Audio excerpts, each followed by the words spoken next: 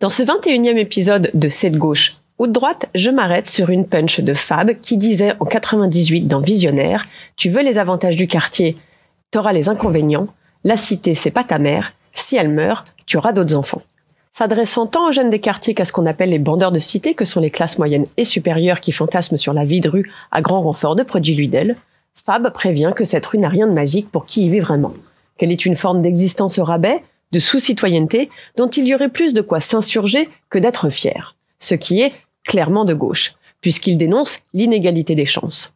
Surtout que cette cité n'est en rien une mère qui aime ses enfants inconditionnellement, mais plutôt celle que Kenny Arcana appellera la mère des enfants perdus dans un titre de 2006. Cette rue, magnifiée comme si le paradis était sous ses pavés, reste injuste et cruelle. Elle choisit entre ses enfants qui lui obéira le mieux, pour les user aussi vite qu'à l'usine. Plutôt de droite, en fait, cette mère inégalitaire. Kenny rappelle ici que la rue ne fait kiffer que qui n'y vit pas, et n'est clairement pas la mère idéale, mais au contraire, les pousse vers leur perte morale et réelle quand on fait le compte des morts. Survaloriser cette rue dans ses travers s'avère bien de droite, puisque cela valide les stéréotypes qui associent la vie de quartier à la délinquance, alors que la plupart des habitants des quartiers font plus tourner la France que les fours.